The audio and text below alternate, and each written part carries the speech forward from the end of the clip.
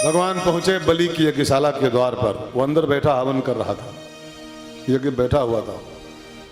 और तब तक भगवान पहुंचे, आवाज दी, राजन भिक्षाम देही, भिक्षा दो राजन। अब बलि के कान में भिक्षाम देही की आवाज जो पड़ी, कोई भिक्षा मांग रहा है। बलि अपने आचार्यों से कहा, आचार्य जी यज्ञ को यहीं पर रोको, थोड़ी देर के लिए पोस्टपोन करो। कोई द्वारे खड़ा है, कोई भिक्षा की आवाज दे रहा है, मैं पहले दान करके आता हूं तब यज्ञ करूंगा। और बलि ने यज्ञ पोस्टपोन करवा दिया।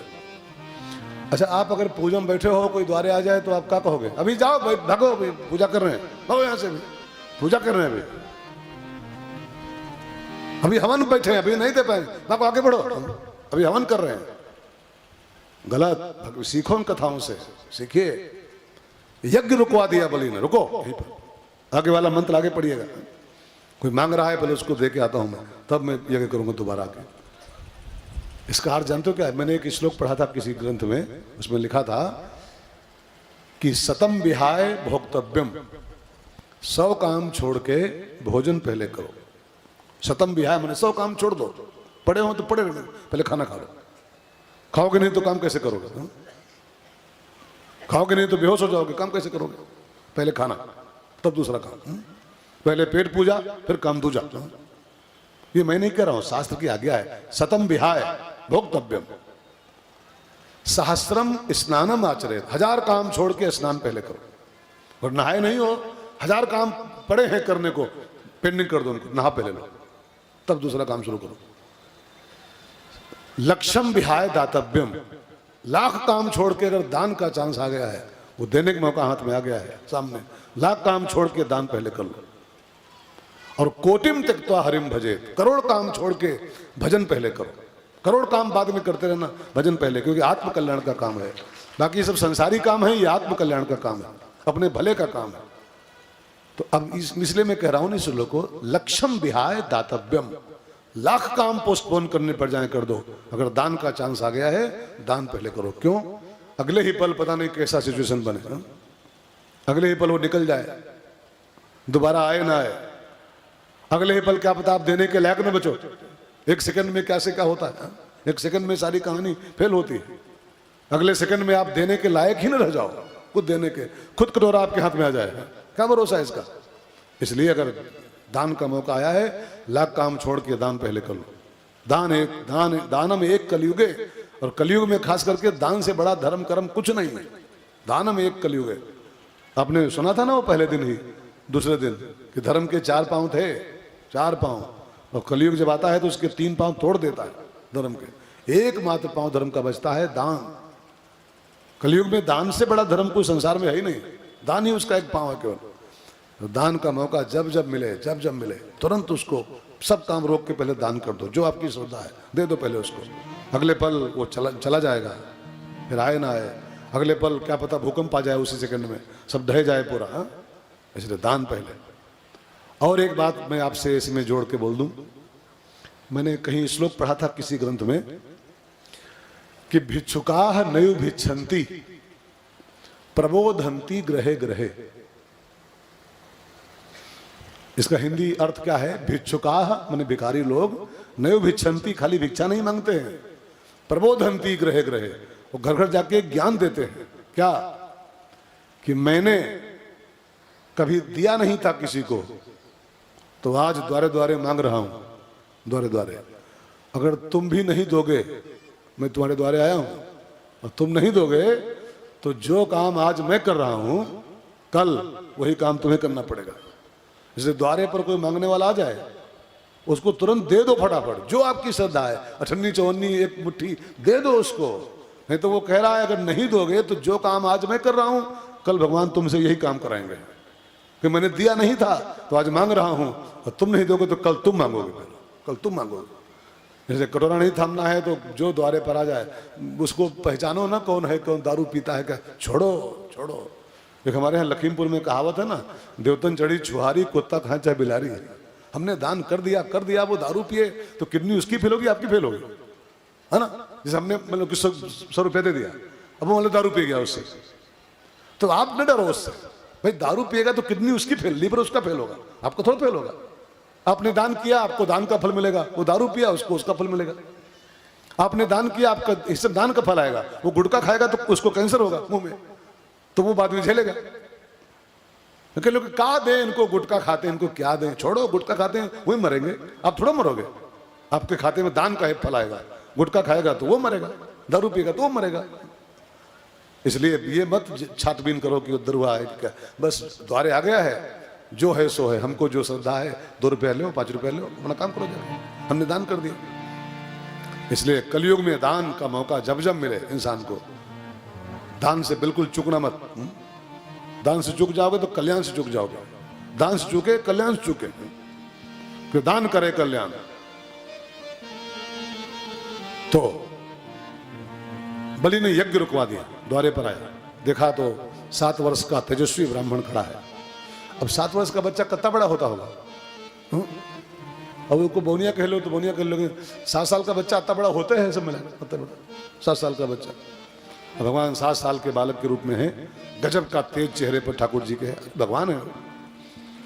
और जब बलि ने देखा उनको द्वारे खड़े उस ब्राह्मण के रूप में, ब्राह्मण बालक को, तो इतना प्रभावित हुआ बलि की, इतना गदगद हुआ उस रूप को देख करके। उसके मन में एक ख्याल आया, कभी कभी का ख्याल आता है, ख्याल आया कि भगवान करे ये ब्राह्मण मुझसे सब मांग ले, सब मांग ले।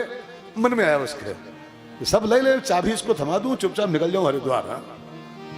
अब भगवान तो अंदर तक की पढ़ लेते हैं। मन ही मन भगवान ने भी कहा, बेटा तुम्हारे मुंह में घी शक्कर है, हम तुम्हारा सब लेने ही आए बेटा, चिंता न कर, सब लेने आए। अब उसने स्वागत किया, स्वागतम ते नमस्तुभ्यम, ब्राह्मण देवता आपका स्वागत है, और थोड़ा अंदर आओ, पहले आपके चरण धो लें, तब फिर मांगना क्या चाहिए। आपके साथ तेजस्वी ब्राह्मण आया है तो फिर चरण पखाल लें। तो भगवान वामन को घर लाया बलि, अपनी रानी से कहा, विंध्यावली नाम था, विंध्यावली, जल लाओ जरा, इस ब्राह्मण के चरण धोएंगे। तो बलि भगवान के पांव धो रहा है, विंध्यावली जल गिरा रही है ऊपर से, बलि पांव धो रहा है। और बड़े प्यारे ठाकुर जी हैं, 7 साल के बालक हैं। तो बलि की एक लड़की थी, रत्नमाला नाम था, रत्नमाला, वो कहीं दूर से खड़ी है, दृश्य देख रही थी भगवान को। अब वो देखी ना भगवान के उस सुंदर से बालक रूप को, तो उसके अंदर एक भाव पैदा हुआ रत्नमाला के अंदर, काश ऐसे मेरा बच्चा होता, हमें इसको दूध पिलाती है अपना, क्या आनंद, गोदी में बैठता, दूध पीता, क्या आनंद आता। तो बलि ने उसके भी नोट कर लिया डायरी में अपनी, कि तेरा मन है गोदी में लेके दूध पिलाऊं, पीऊंगा पक्का। अब फिर जब पीछे भगवान ने बामन सब ठग लिए, बलि का सब नाप लिए, तो वो लड़की जो बलि की थी वो गुस्सा हो गई, जी में आता है इसको जहर पिला के मत डालूं, जहर दे के इसको मार दो। भगवान नोट कर लिया, वो भी नोट कर लिया कि जहर पिलाने तो आएगी, मुझको पक्का है। तो वही बलि की बिटिया जो रत्नमाला थी वो बनी पूतना आगे बढ़ करके द्वापर में। तो 2 इच्छाएं भगवान नोट किए थे, एक तो गोदी में लेके दूध पिलाऊं और जहर पिलाऊं। तो दूध और जहर दोनों पिलाने आई है पूतना बन करके, कथा ऐसी आती है। कल सुनेंगे उसको हम लोग। तो भगवान के बहुत दिव्य चरण पखारे बलि ने। फिर स्वागत सम्मान के बाद पूछा, किम दीयताम, पंडित जी क्या दूं मैं आपको, क्या मांगने की इच्छा लेके आओ, बोलो, किम दीयताम। और जब इच्छा पूछी तो भगवान ने कहा, राजन बहुत नाम आपका सुना है मैंने, आपके बाबा प्रहलाद जी, आपके पिता विरोचन जी, आप ऐसी परंपरा में आते हो कि आपके मुंह से ये बातें अच्छी लगती हैं सुनने में, ऐसी परंपरा ही आपकी है। पहले खूब बड़ाई किया भगवान ने। ये नियम है कि किसी को कुछ मांगना हो तो पहले चुपड़ो उसको थोड़ी देर। तो बलि, भगवान वामन ने बलि के बाबा पर बाबा सबको खोद लाया, सबको खूब बड़ाई किया, आपके बाबा, आपके पर बाबा, सबका खूब कस के चुपड़ा। नियम है ये, चंदा वाले लोग ध्यान देकर सुने जो चंदा करने जाते हैं। चंदा काटने के से जाओ, सूधे मत मांगा करो, पैसा लाओ। सूधे कही हो तो 10 रुपये पा जाओगे, 20 रुपये।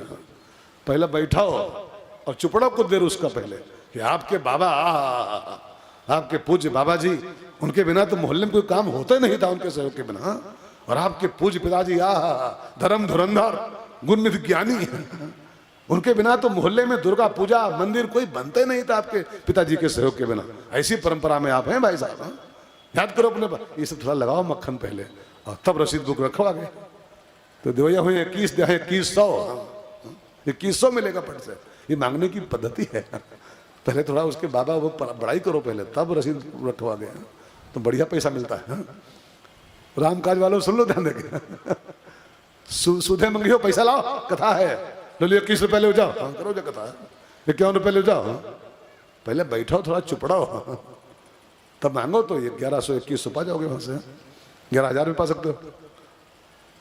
खाली राम काज नहीं, जिसको भी चंदा काटने शौक हो मांगने की, वो पहले कला सीख ले मांगने की भगवान से। भगवान ने पहले खूब चुपड़ा बलि को, मांगा नहीं पहले, खूब चुपड़े पहले, आपके बाबा, आपके पिताजी, आपके फलाने सब खूब चुपड़े। बलि पूरा गदगद। बड़ाई किसको नहीं सुहाती भाई साहब, बड़ाई सबको सुहाती है। बड़ाई ऐसी मिठाई सबको सुहाती है। अब बलि पूरा चौड़ा हो गया, तब भगवान ने कहा राजन हमको 3 पग पृथ्वी चाहिए और पदामम, ये भी सर लगा दिया कि 3 पद पृथ्वी चाहिए नाप करके, 3 कदम, लेकिन शर्त है कि कदम हमारे ही रहेंगे। पदामम मैंने लेखपाल के पद नहीं, पटवारी बुला लिया और कानून को बुला लिया, नापे लो, हाँ कानून का नापा नहीं माना जाएगा पटवारी का। मैंने चरण हमारे ही रहेंगे, हमारे चरणों से नाप करके मैं 3 कदम पृथ्वी चाहता हूं।